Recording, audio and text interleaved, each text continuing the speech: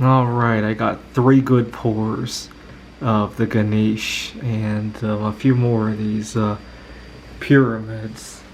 And the pyramid was one of the first crystals that I became known for at art shows, at the consignment shop where I sometimes sell as well.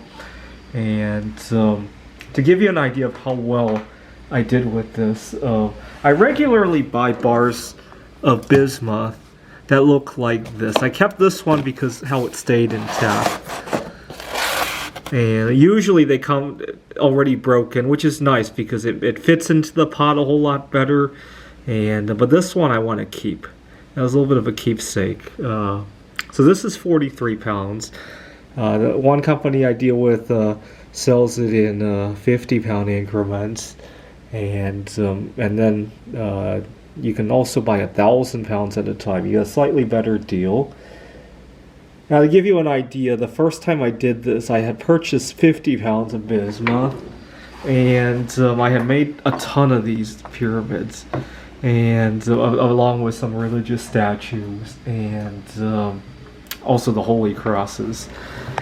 And then I took some of them to a consignment shop. I took some to an art show that was going on, and before I knew it, I had recovered all the money I had spent on 50 pounds of bismuth, and I still had most of my stuff. I must have still had 35 to 40 pounds worth of stuff to sell. And I was like, gee, that's like printing money. It's better than printing money. I'm printing bismuth, right? After a few hours of work, I just got 35 pounds of bismuth for free. It's like, it's not even brrr anymore. It's ding, ding, ding, ding, ding, ding, ding, ding, of bismuth being mined out of the ground, right? And I got really excited, and I was thinking about how quickly I could amass the world's bismuth stockpile. Now, around the world, there's only 3 ounces of bismuth per capita, right?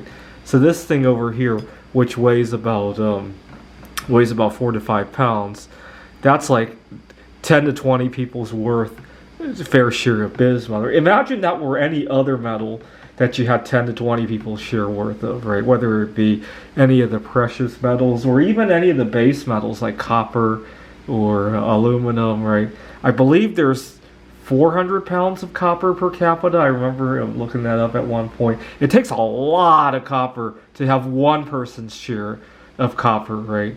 If you remember back in the old days when I used to love to search rolls of coins for copper, it's going to take months and months and maybe a year of searching of copper coins before you have that many, right? And meanwhile, a few hours of making bismuth art and going to an art show and a money printer goes ding ding ding ding ding ding ding ding ding ding ding.